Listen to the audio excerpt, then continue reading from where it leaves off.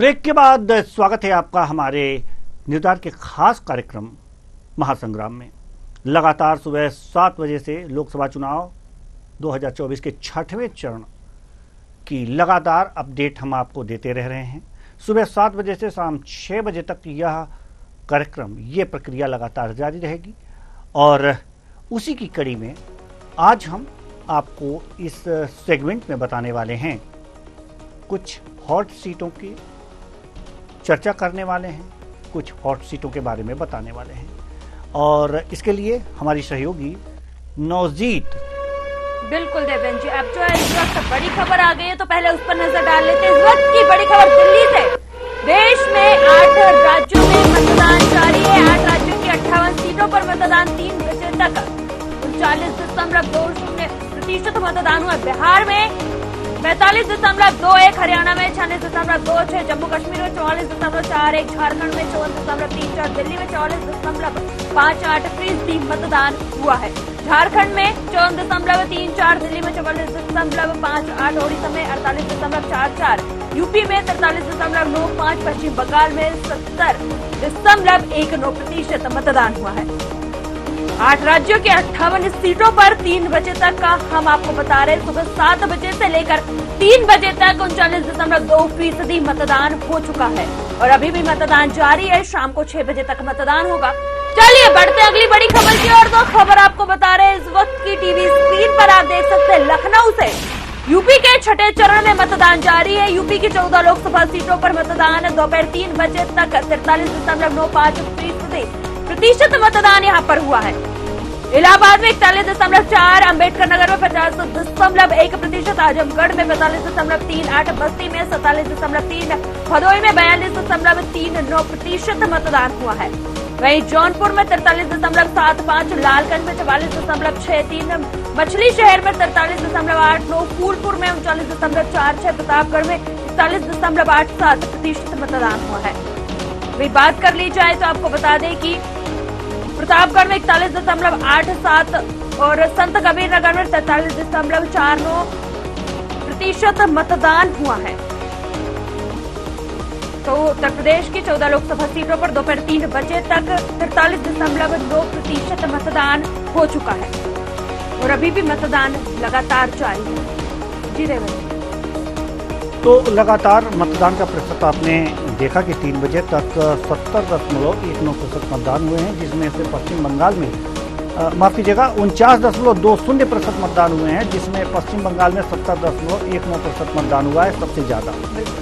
अच्छी बात है, अगर यहाँ पर पश्चिम बंगाल में सबसे ज्यादा मतदान हो रहे हैं तो अच्छी बात है लोकतंत्र के लिए। अब हम रुख करेंगे लोकसभा सीटों की तरफ। जो महत्वपूर्ण सीटें हैं, हाई प्रोफाइल सीटें, उनकी तरफ हम रुख करेंगे और सीधे चलेंगे हरियाणा। हमारी सहयोगी नौजीत कौर करनाल लोकसभा सीट के बारे में बताएंगी, जहां से मनोहर लाल खट्टर चुनाव मैदान में हैं। जी, इस सीट के बारे में ग्राफिक्स के माध्यम से और कुछ जानकारियां हमारे दर्शकों को आप दें, उसके बाद फिर हम मेहमानों के पास चलेंगे, चर्चा भी करेंगे। चलिए तो करनाल लोकसभा सीट की बात करेंगे तो आपको बता दें कि बीजेपी से मनोहर लाल खट्टर, कांग्रेस से दिव्यांशु बुद्धि राजा और जजपा से देवेंद्र कादियान जो है चुनावी मैदान में है। और इसी के साथ अब आपको बता देते हैं कि कुल कितने मतदाता हैं इस सीट पर, लोकसभा सीट पर। कुल मतदाताओं की बात कर ली जाए तो ग्राफिक्स के माध्यम से आपको दिखा देते हैं। 9,04,193 कुल मतदाता हैं और इसमें पुरुष 8,84,915। महिला वोटर्स की बात कर ली जाए तो 10,19,227, थर्ड सेंटर 51 है और कुल मतदाता यहां पर 19,04,193 है। चलिए अब इसी के साथ जो है जनादेश की और भी एक बार नजर डाल लेते हैं तो आपको बता देते हैं कि 2019 का जनादेश क्या रहा था। संजय भाटिया बीजेपी से जीते थे, कुलदीप शर्मा कांग्रेस से हारे थे। चलिए इस लोकसभा सीट की बात कर ली जाए तो 9 विधानसभाएं सीटें आती है इस लोकसभा सीट के अंतर्गत।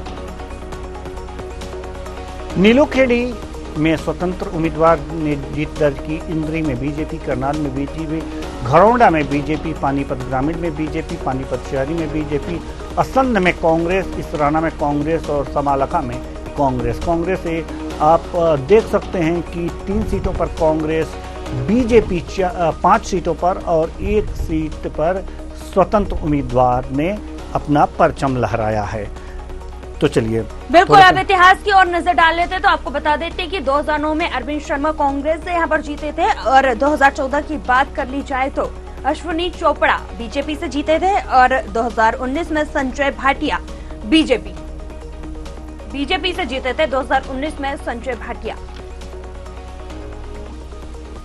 तो आइए अब इस सीट पर कुछ चर्चा भी कर लें और जान लें कि मनोहर लाल खट्टर और कांग्रेस, जजपा से देवेंद्र कादियान और दिव्यांशु बुद्धिराजा यहाँ पर कांग्रेस से हैं और बीजेपी से मनोहर लाल खट्टर जो कि पूर्व सीएम हैं, इन्होंने ये चुनाव मैदान में हैं। अब हम अपने मेहमानों की तरफ रुख करेंगे। जो हमारे मेहमान हैं विवेक श्रीवास्तव जी, प्रवक्ता बीजेपी, कुलभूषण त्रिपाठी जी, प्रवक्ता कांग्रेस और सैयद कासिम, राजनीतिक विश्लेषक। तीनों मेहमानों का बहुत बहुत स्वागत है हमारे इस कार्यक्रम में। चर्चा की शुरुआत करेंगे। चर्चा की शुरुआत हम कांग्रेस प्रवक्ता कुंवर सिंह कुलभूषण माफ कीजिएगा, हमारे साथ कांग्रेस प्रवक्ता नहीं है, जेडीयू प्रवक्ता हैं, तो हम चर्चा की शुरुआत जो है तो कांग्रेस प्रवक्ता जो हैं हमारे साथ कुलभूषण त्रिपाठी, प्रवक्ता कांग्रेस, हमारे साथ जुड़े हुए हैं। हम आपके पास आना चाहेंगे और जानना चाहेंगे कि दिव्यांशु बुद्धिराजा और मनोहर लाल खट्टर के बीच का मुकाबला यहाँ पर है करनाल लोकसभा सीट में। क्या लगता है आपको कि पूर्व मुख्यमंत्री के टक्कर देने के लिए दिव्यांशु बुद्धिराजा अपनी बुद्धि का प्रयोग करके उन्हें हरा देंगे?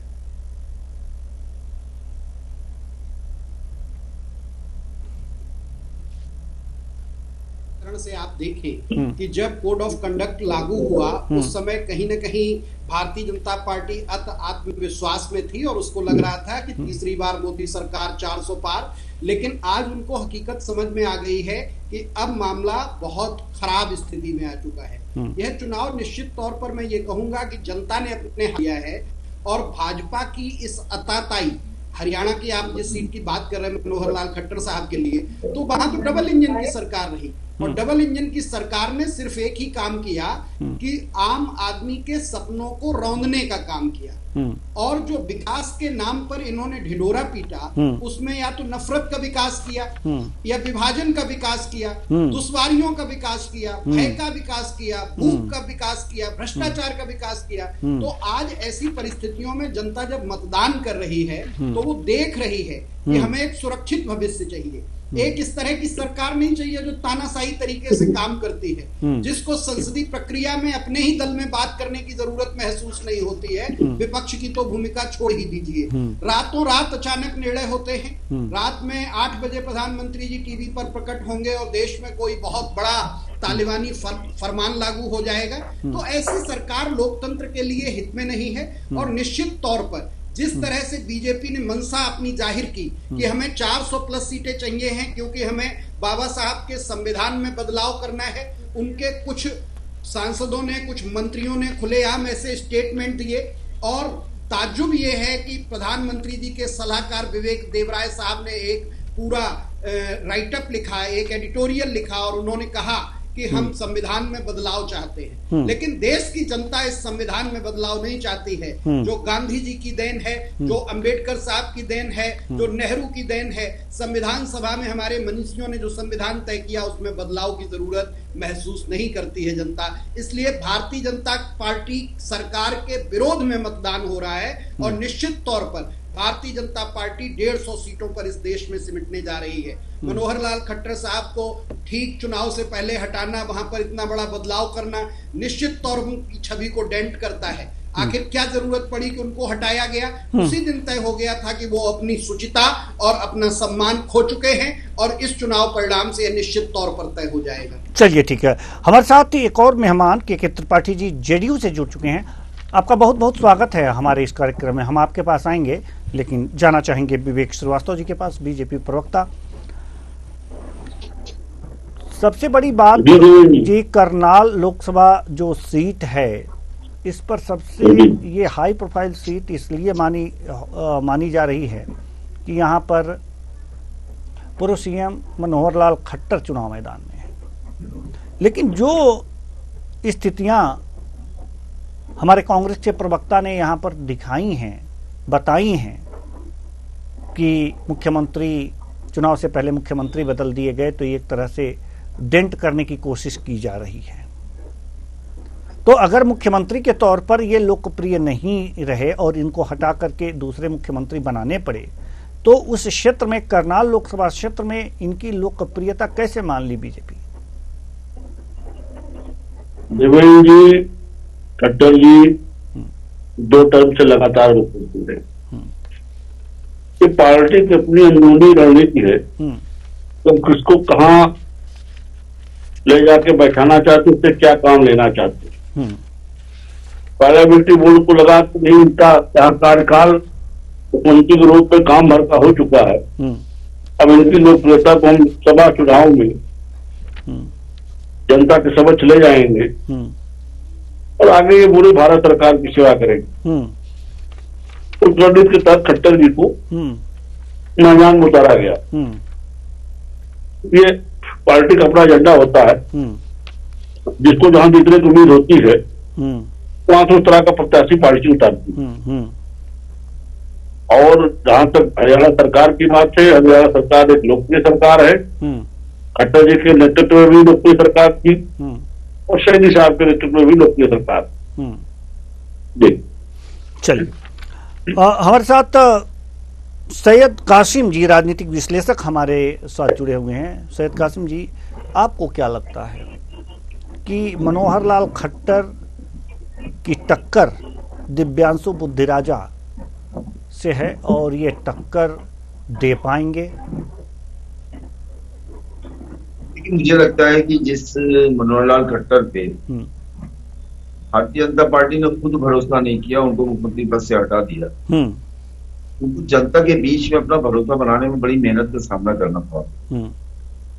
क्योंकि उनके जब हटाया गया तो चर्चा जो थी इसी बात की थी कि उनको लेके एंटी इनकम्बेंसी बहुत ज्यादा है, मुख्यमंत्री रहते हुए हरियाणा में भारतीय जनता पार्टी अच्छा नहीं कर पाएगी, वरना रातों रात हटाने का कोई मतलब नहीं था। एक चीज ये नेगेटिव है उनके लिए, और जिस तरह से देश में एक परिवर्तन की हवा जैसी की चल रही है, जो पहले तो नहीं दिखाई देती है, लेकिन पोलिंग के दिन ये पता चलता है कि कुछ अलग हो गया है। उसको देखते हुए इसे आप कॉन्टेस्ट मान सकते हैं। हालांकि कोई भी स्टेट का मुख्यमंत्री अगर मुख्यमंत्री से हट के लोकसभा का चुनाव लौटता है, तो हमने बहुत रेयर एंड रेयरेस्ट शायद देखा गया हो कि वो मुख्यमंत्री चुनाव हार गया हो। दूसरी बात ये भी है कि मनोहर लाल खट्टर हार जाएंगे, जिसको लेके उनका जो इतिहास है सभी मुख्यमंत्रियों का, अगर उसको देखा जाए तो ऐसा होता हुआ लगता नहीं है। कांग्रेस आम आदमी पार्टी का गठबंधन दिल्ली में अरविंद केजरीवाल के साथ, जो अरविंद केजरीवाल जिस तरह से बता रहे हैं कि हमारे साथ अन्याय हो रहा है, इसका असर हरियाणा में रहेगा। इससे हरियाणा अछूता नहीं रह सकता। पॉजिटिव की जहां तक बात है कि उसका जो केजरीवाल के साथ हो रहा है उसका फायदा भी हो सकता है। तो जो केजरीवाल विरोधी है वो पहले ही भारतीय जनता पार्टी के साथ हैं, तो ऐसे में कुछ बढ़ता हुआ मैं नहीं देख पा रहा हूं।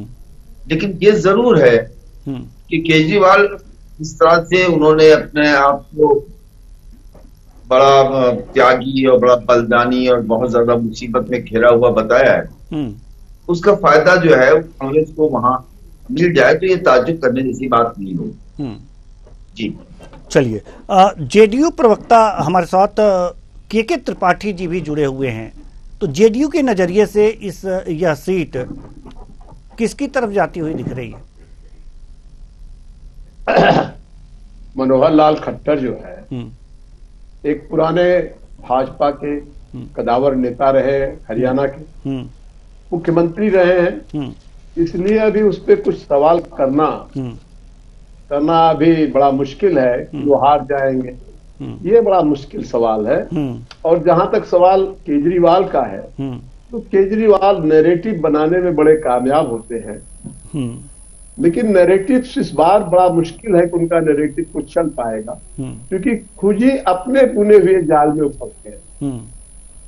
इसलिए बहुत ज्यादा कुछ उम्मीद करना कि केजरीवाल की पार्टी वहां पे कुछ कर पाएगी, ये मुझे बड़ा मुश्किल लग रहा है। जहां तक सवाल है भारतीय जनता पार्टी, तो भारतीय जनता पार्टी ने जमीन पे काम किया है। खट्टर वाले एक ईमानदार नेता रहे हैं, उनके ऊपर कोई भ्रष्टाचार नहीं लगा हुआ है, इसलिए बड़े आसानी से उनकी सीट निकलेगी, उसमें कोई दो राय नहीं। चलिए, आसानी से सीट निकलेगी और जो है जनता मतदान कर रही है, देखना होगा कि आखिर क्या होता है। ये तो अपने अपने आकलन हैं विशेषज्ञों के, पार्टी नेताओं के। चलिए, बिल्कुल इसी बीच एक बड़ी खबर आ रही है, तो आपको बता दें इस वक्त की बड़ी खबर बिहार से। बक्सर में बोले प्रधानमंत्री नरेंद्र मोदी, यह चुनाव प्रधानमंत्री बनाने के लिए, यह चुनाव मजबूत स्थिर सरकार चुनने के लिए है। तो बड़ी खबर बता रहे बिहार से, प्रधानमंत्री नरेंद्र मोदी ने कहा आपको मोदी का काम और नीयत पता है। दूसरी ओर इंडी गठबंधन है, लोग पूछ रहे हैं तो उन्होंने क्या कुछ कहा है, आइए आपको सुनवाता हूं।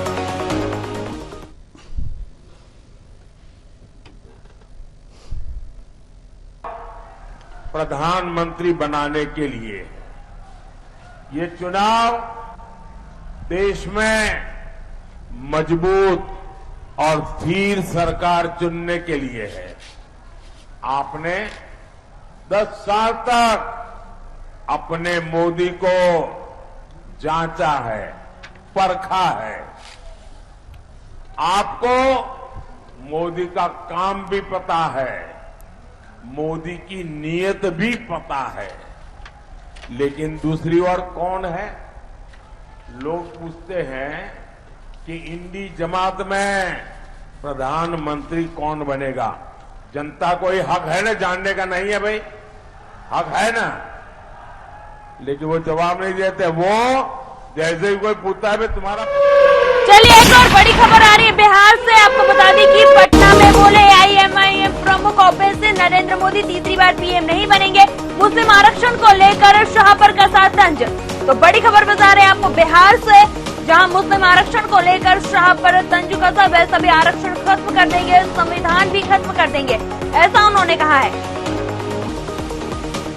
क्या कुछ कहा है ओवैसी ने, आइए सुनते हैं।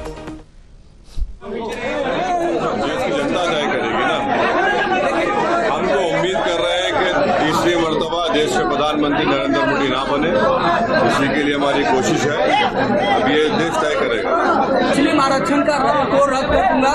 गृह मंत्री ने कहा है कि 400 हम लोग सीटों से हम लोग को जिताइए। 400 सीट हमें दीजिए, हम मुस्लिम आरक्षण को रद्द कर देंगे, अमित शाह ने कहा है। हाँ, वो तो आरक्षण सबका ही बंद कर देंगे, संविधान को खत्म कर देंगे, ये सब उनका इरादे है।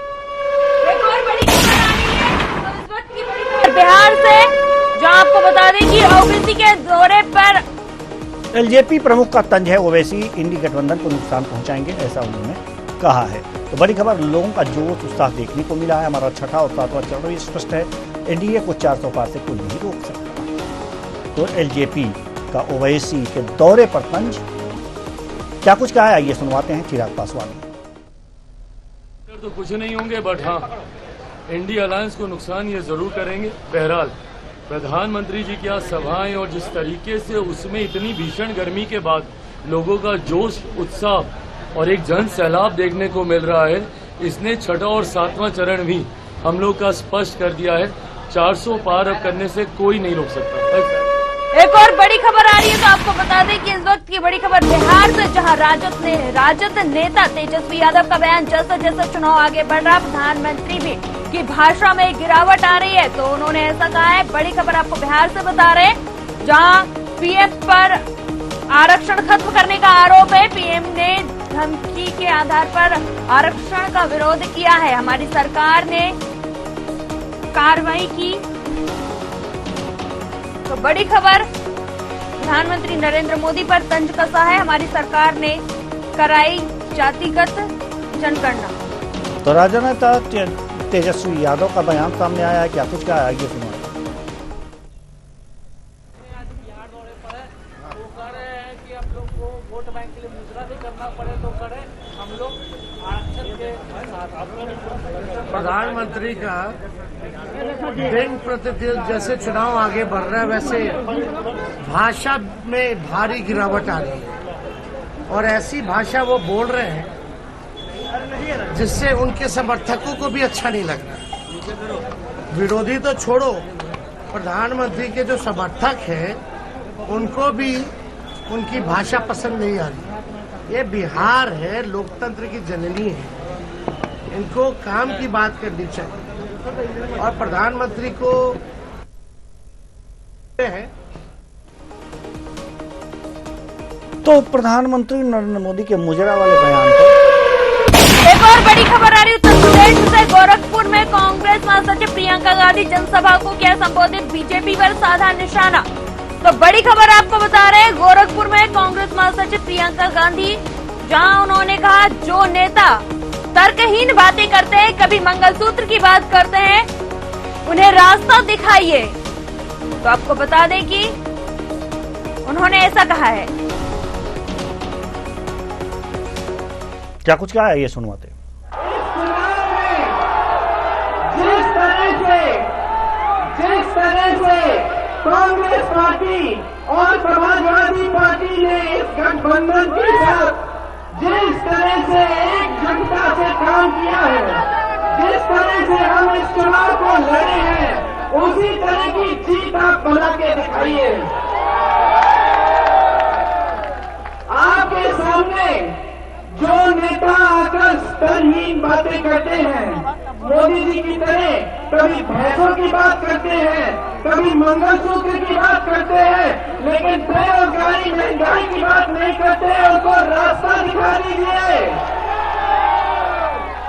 उनसे पूछिए, आप कह रहे हैं कि इंडिया गठबंधन के लोग आकर बिजली चुराएंगे। पूछिए मोदी जी, 10 सालों में इतनी बड़ी बड़ी बिजली की बिल जो हमें मिल रही है, ये तो आपके राज्य में मिल रही है। एक और बड़ी खबर आ रही है, तो आपको बता दें कि इस वक्त की बड़ी खबर प्रयागराज से। पूर्व राज्यसभा सांसद गिरफ्तार, रेवती रमन को पुलिस ने किया गिरफ्तार। एसीपी पुष्कर और रेवती रमन में बहस हुई है। तो आपको बता दें, समाजवादी पार्टी के कद्दावर नेता रेवती रमन, करेली थाना पुलिस ने उन्हें हिरासत में लिया। लाठीचार्ज की सूचना पर पहुंचे थे रेवती।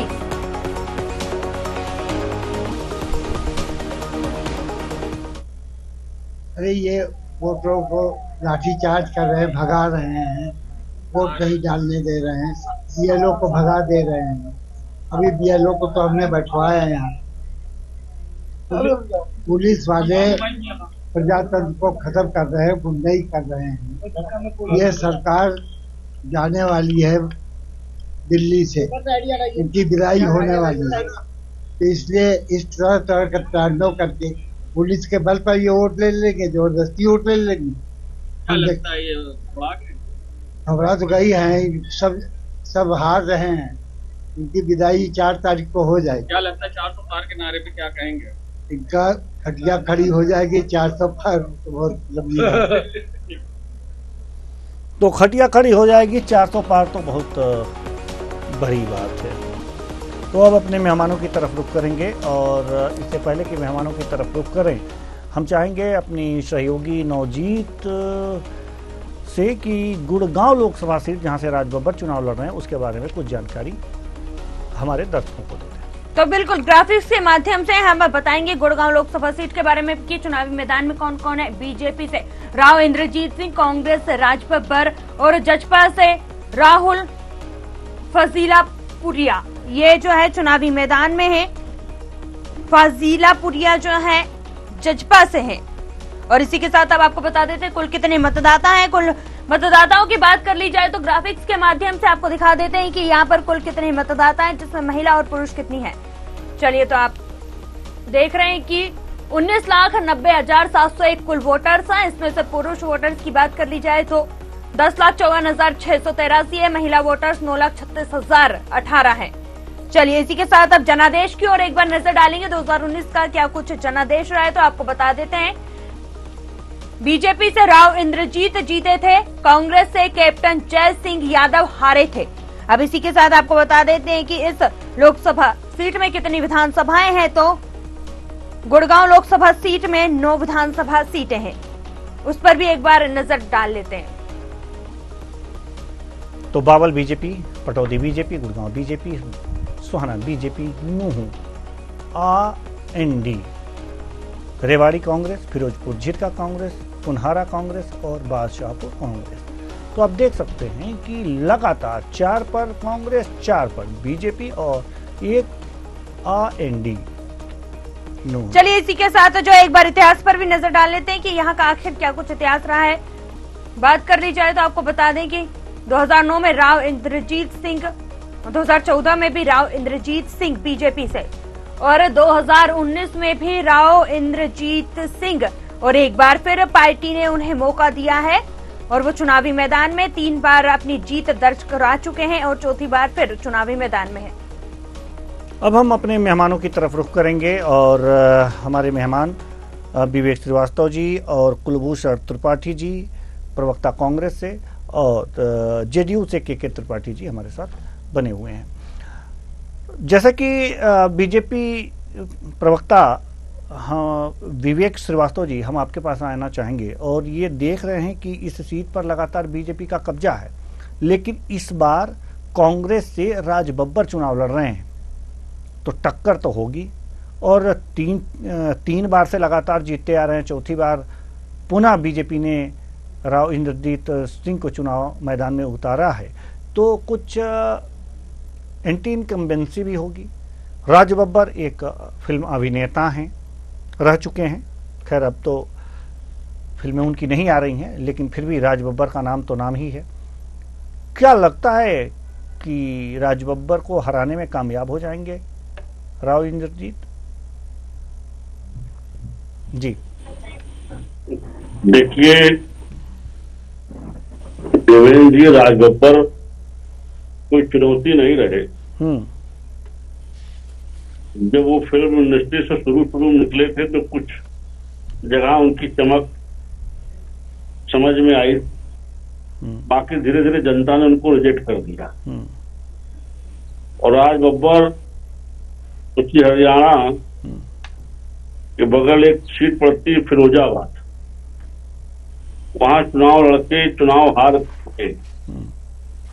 उत्तर प्रदेश में कांग्रेस अध्यक्ष बन के आए थे, यहाँ भी रिजेक्ट हो चुके हैं। ये सब रिजेक्टेड माल है, रिजेक्टेड वहां चलने वाला नहीं जी। राज बब्बर रिजेक्टेड माल हैं, आपके कहने का तात्पर्य है। तो जी कुलभूषण त्रिपाठी जी, प्रवक्ता कांग्रेस, आप ही बता दीजिए कि रिजेक्टेड माल राव इंद्रजीत सिंह के सामने आपने खड़ा कर दिया। ये हम नहीं कह रहे हैं, विवेक जी कह रहे हैं, जवाब आपको देना है। जी देवेंद्र जी हर जगह राव इंद्रजीत साहब सबसे पहले 2009 में कांग्रेस से चुनाव जीते थे, लेकिन उन्होंने बाद में अवसरवाद का लाभ लिया और बीजेपी में चले गए, 2 बार वहां जीते। इस समय बीजेपी का भी बहुत विरोध है और राव इंद्रजीत साहब का भी बहुत विरोध है। पहली बार वो कांग्रेस के समर्थन से जीत गए थे, लेकिन अब उनकी छवि इस समय जनता के सामने बहुत खराब है। उसकी तुलना में राज बब्बर साहब की एक सर्व स्वीकार्य छवि है और अभिनेता होने के साथ साथ वो कांग्रेस पार्टी के उत्तर प्रदेश के अध्यक्ष रहे हैं और राजनीति में भी उनका लंबा अनुभव है, उसका लाभ उन्हें मिल रहा है और जनता वहां उम्मीद की नजर से देख रही है। गुड़गांव बहुत महत्वपूर्ण शहर है इस समय। गुड़गांव का जो विकास कांग्रेस के समय में हुआ था, अभी वहां की हालत आप देख सकते हैं, उसी तरह से चीजें रुकी हुई हैं। नोटबंदी और जीएसटी के बाद गुड़गांव का बड़ा नुकसान हुआ है, जिसके चलते अब जनता वहां पे बदलाव चाहती है और बदलाव के तहत बड़े भारी अंतर से इंद्रजीत सिंह को हराने जा रहे हैं राज बब्बर साहब, और राज बब्बर एक बहुत बड़ी जीत हासिल करेंगे जो एक उदाहरण के रूप में जानी जाएगी। जी बिल्कुल, उदाहरण के रूप में जानी जाएगी और उदाहरण मिलना भी चाहिए। जी गुड़गांव उत्तर प्रदेश पड़ता है क्या? गुड़गांव उत्तर प्रदेश में नहीं आता है, गुड़गांव हरियाणा में मैंने ये बताया कि वो पूर्व उत्तर प्रदेश के अध्यक्ष भी रहे हैं, पुराने राजनेता हैं, अभिनेता होने के साथ जो उत्तर प्रदेश में कांग्रेस का बेड़ा नहीं पार करा पाया, लंबे समय जिसको पूरे उत्तर प्रदेश में रिजेक्ट हो गया, उसको ले जाकर के चुनाव में ट्राई कर रहे हैं। बहुत बड़े अंतर से फिरोजाबाद से हारे हुए आदमी को और उसके बाद कहेंगे उनसे बड़ी उम्मीदें बनी हुई हैं। अब ऐसी उम्मीदों का क्या है? जैसे राहुल गांधी 5 बार रिजेक्ट हो चुके हैं, बार बार कांग्रेस उनको चक्के चढ़ा देती है। वही हाल कांग्रेस की आदत पड़ गई है, ऐसे रिजेक्टेड लोगों को बार बार चक्के चढ़ा देती है। चलिए, इधर अजय राय को बार बार चढ़ा देती है, बार बार हारोगे बार बार चढ़ा देती है। अरे भाई कुछ नया ले आओ। चलिए ठीक है। अब इस संबंध में हम के त्रिपाठी जी की राय जान लें। जेडीयू से हैं आप, आपकी क्या राय है? देवेंद्र जी देखिए, जहां तक राज बब्बर का सवाल है, राज बब्बर उत्तर प्रदेश में रहे हैं, अध्यक्ष रहे हैं और टोटली फेल्योर रहे। क्योंकि यहां ना तो कांग्रेस को संजीवनी दे पाए, ना यहां कोई संगठन बना पाए, ना तो इनके जमाने में कोई कार्यकारिणी बनी, और इसके पहले लखनऊ से भी चुनाव लड़ चुके हैं और बुरी तरीके से हार करके गए हैं। तो इस तरीके से जो कांग्रेस के लोगों का जो मंथन और चिंतन है, राहुल गांधी के लोग जो अगल बगल में रहते हैं, वो एक गलत रिजेक्टेड, जो अभी भाजपा के भाई ने कहा, एक रिजेक्टेड माल को ठोक बजा करके उसको पालिश करके जो गुड़गांव में पेश किया गया है, मुझे तो नहीं लगता है कि उसमें कोई करिश्मा होगा। जो कि करिश्मा जहां उत्तर प्रदेश में होना चाहिए था, जब उनकी फिल्में चल रही थी, उनके फॉलोवर्स बहुत थे, उनके आगे पीछे चलने वाले बहुत से लोग थे, अब तो कोई है नहीं। इसलिए मुझे नहीं लगता कि वो राव इंद्रजीत सिंह को कहीं हराने में कामयाब होंगे। और ये मेरा अपना मानना है कि देश के इतिहास पे मोदी जी ने जो कुछ काम किया है, चाहे वो एक लाभार्थी वर्ग का हो, जो लगभग 80 करोड़ लोगों को अनाज दिया जा रहा है, किसानों को किसान निधि दी जा रही है, और इस तमाम प्रकार के जो प्रयोग हुए, 4 करोड़ लोगों को मकान दिया गया, सबको बिजली और सबको शौचालय दिया गया, एक ऐतिहासिक काम हुआ। ये लगभग 50-60 साल के बाद जो कांग्रेस सत्ता में थी, उसको लोग रिजेक्ट करके और इनको बहुत आगे किया। मोदी जो आज सत्ता में आए हैं, वो तीसरी पारी भी बड़े अच्छे ढंग से खेलेंगे।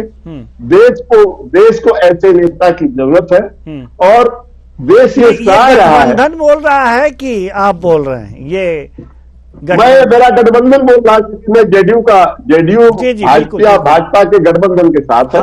बिल्कुल वही। और इसलिए हमने हमेशा साथ दिया है। और जब भी ये जॉर्ज फर्नांडिस के जमाने से ही हम भारतीय जनता पार्टी के साथ 24 पार्टियों को लेकर के जो चलाया है माननीय अटल बिहारी वाजपेयी ने, और उसके जो संयोजक का पद था वो माननीय जॉर्ज फर्नांडिस के पास था। इसलिए वो लगभग काफी लोकप्रिय सरकार रही, और उसके साथ ही साथ जो लोगों का जनता में जो गया, जो बीज बोया गया था, वो धीरे धीरे बीज जो है पौधा बन गया है। और इस समय वो मोदी जी की सरकार जो चल रही है, वो जनता को बहुत ही जो कह सकते हैं कि जनता उनसे बहुत ही प्रसन्न है। क्योंकि न खाऊंगा न खाने दूंगा, जो इनका बहुत बड़ा नारा दिया था, उससे कहीं न कहीं जनता को लगता है कि हमारे प्रधानमंत्री जी ईमानदार, और प्रधानमंत्री जब ईमानदार है। एक बात बताएं, हम कांग्रेस के साथ हमने नाइंसाफी कर दी है, एक गठबंधन के 2 लोगों को खड़ा करके। क्यों, क्या लगता है आपको? क्या लगता है कुलभूषण जी? जी प्रश्न दोबारा से पूछें। जी, जैसे जेडीयू और बीजेपी 2 प्रवक्ता हमने ले लिए हैं, तो क्या हमने कांग्रेस के साथ नाइंसाफी कर दी है क्या? नहीं, कोई नाइंसाफी नहीं है। दरअसल जदयू के प्रवक्ता को अभी भी नहीं पता कि 1 घंटे बाद इन्हें क्या बोलना पड़ेगा। जिस पार्टी के प्रवक्ता हैं ये, वो पलटू राम की पार्टी कही जाती है और कभी गलत बात भाई, विचारधारा बदल सकती है। अभी घंटे भर में की विचारधारा बदल सकती है। असहमति पार्टी और मोदी जी का ये विरोध करते रहे, हमारे साथ डिबेट में बैठते रहे त्रिपाठी जी, और आज मोदी जी का गुणगान कर रहे हैं। तो ये इनकी मजबूरी है, इनके लिए इनसे कोई दिक्कत नहीं है। इनके बारे में जनता जान चुकी है और ये भी इस बार उदाहरण बनेगा कि बिहार में किस तरह से जो बार बार पलटने की स्थिति है। अभी मैं एक भाषण सुन रहा था जिसमें स्लिप ऑफ टंग था नीतीश कुमार जी का कि 4000 सीट जीत रहे हैं। तब पीछे से कहा गया 4000 नहीं 400, हाँ 400 पार जा रहे हैं। तो उन्हें पता ही नहीं है 400 पार जा रहे हैं भाई। चलिए, स्लिप टंग तो हुआ, आपके नेता का भी स्लिप टंग हो जाता है भाई। 4000 पार जा रहे हैं। चलिए, राहुल का भी स्लिप टंग हो जाता है भाई। ये नीतीश जी पे तय है। जो नौजवान है उनका स्लिप टंग हो जाता है। अरे त्रिपाठी जी, आप पर तो हमें तरस आता है कि आपको बार बार अपनी विचारधारा बदलनी पड़ती है। हो सकता है 4 दिन के बाद आप फिर कुछ और बोलते पाए जाएं। नहीं, अब कुछ नहीं बोलेंगे भाई। अब तो हम भारतीय जनता पार्टी के साथ है भाई। गठबंधन में रहेंगे, आप कांग्रेस के प्रवक्ता है, तो बोलनी पड़ेंगी ना। नहीं, जिस गठबंधन के साथ रहने तो बोलना। नहीं, जिस गठबंधन में रहे उस गठबंधन की बातें तो बोलनी पड़ेंगी ना, चाहे इसमें रहे या उसमें रहे। बात तो चलिए ठीक है। हमारे साथ एक और मेहमान हमारे साथ जुड़ चुके हैं हमारे स्टूडियो में, संजय यादव जी, राजनीतिक विश्लेषक। बहुत बहुत स्वागत है आपका हमारे इस कार्यक्रम में। चर्चा चल रही है और चर्चा की शुरुआत हो चुकी है और कई सीटें जो हैं उन पर चर्चा हो रही है, हॉट सीटों पर चर्चा हो रही है। तो फरीदाबाद की सीट हम नहीं लेते हैं अभी, और इसके बाद वाली सीट हम ले लेते हैं जो कुरुक्षेत्र की सीट है। नवीन जिंदल यहाँ से चुनाव लड़ रहे हैं बीजेपी से। नवीन जिंदल उद्योगपति, हमें लग रहा है कि ये वही नवीन जिंदल हैं। और यहाँ से कांग्रेस और आप डॉक्टर सुनील गुप्ता यहाँ चुनाव लड़ रहे हैं। जजपा से पालाराम सैनी चुनाव लड़ रहे हैं। तो हम चाहेंगे कि अपनी सहयोगी नवजीत कौर से कि इस सीट जो कुरुक्षेत्र लोकसभा सीट है इसके बारे में जानकारी दें।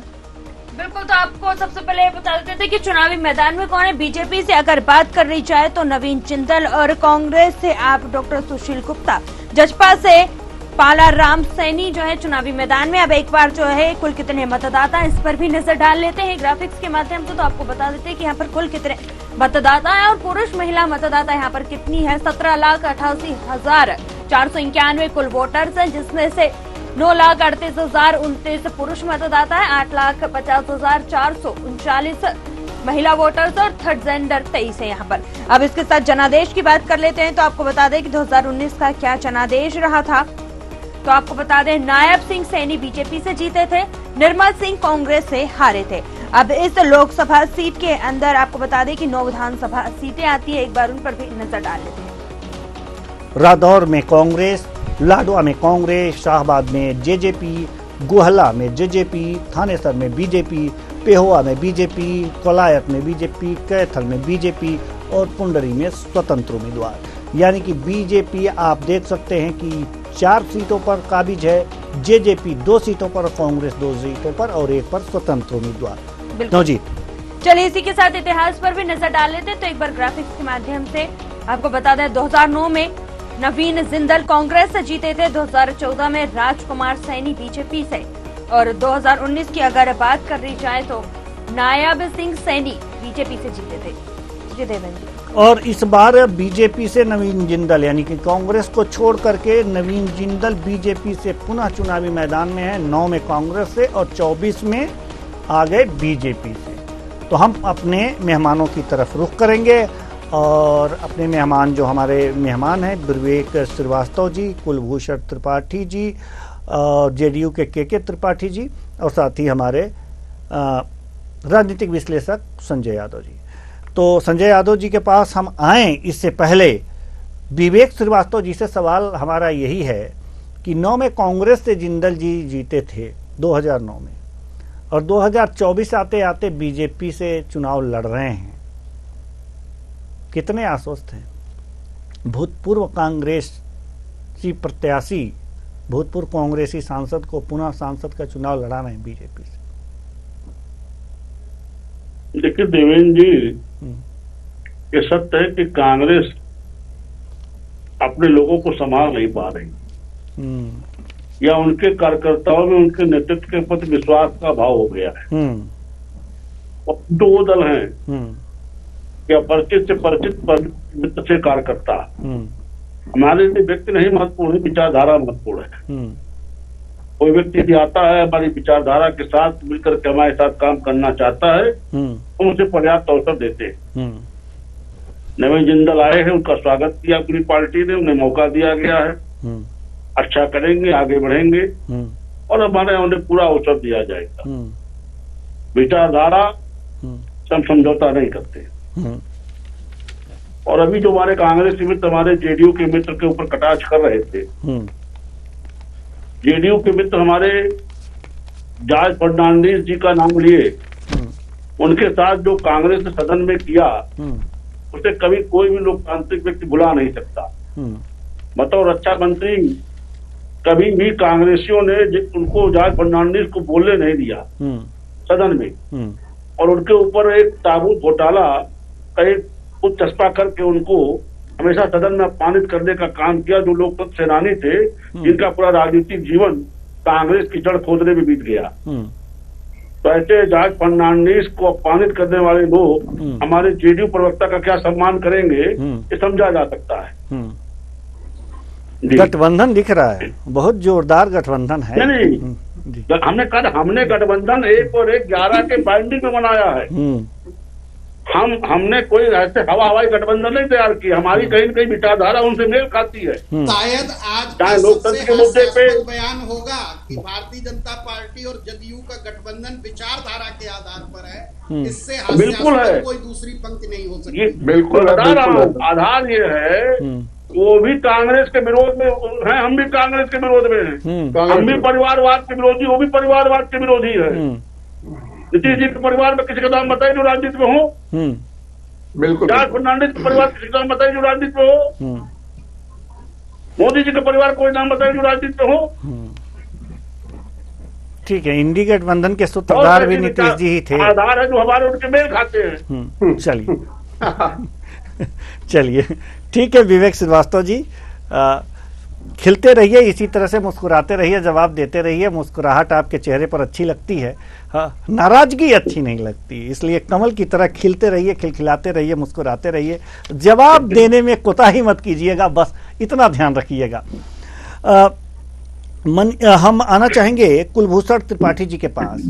कुलभूषण त्रिपाठी जी, आप इस गठबंधन में बहुत व्यंग कर रहे हैं, लेकिन वास्तव में एक बात तो विवेक श्रीवास्तव जी ने सही कही है, संभाल नहीं पा रहे हैं। नवीन जिंदल जी जो 2009 में कांग्रेस के टिकट से सांसद बने थे, आज देखिए बीजेपी ने उनको टिकट देकर सांसद बनाने की प्रक्रिया शुरू कर दी है। अगर आपके साथ होते जी बिल्कुल सही कह रहे हैं आप।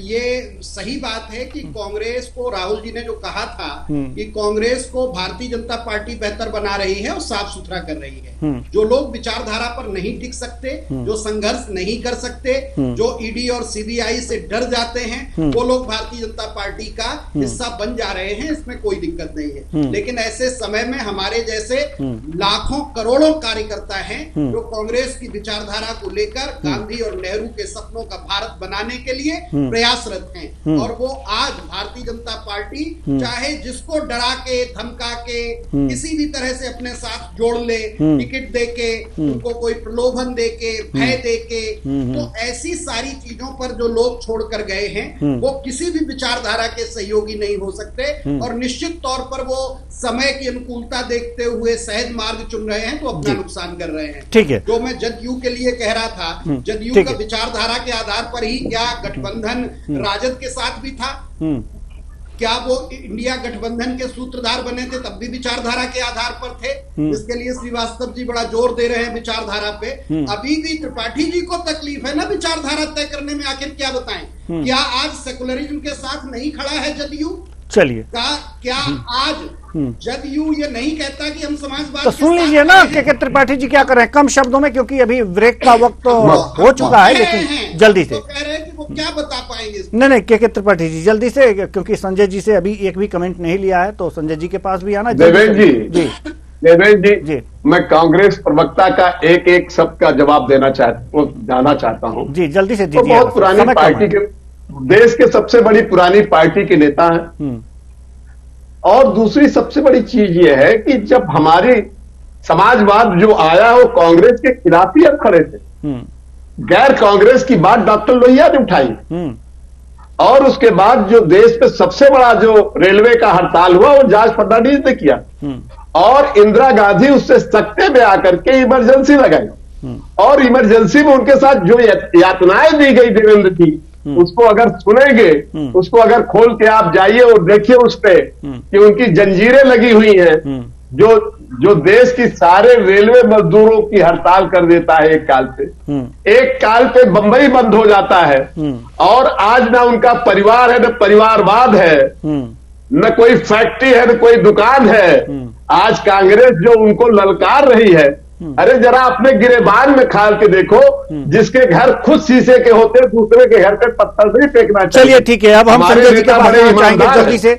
जी संजय जी के पास जाना नीतीश कुमार हो। जी ठीक है, संजय जी के पास जाना चाहें। संजय जी एक जल्दी से जवाब दीजिएगा कि कुरुक्षेत्र के रण में नवीन जिंदल कितने सार्थक हैं?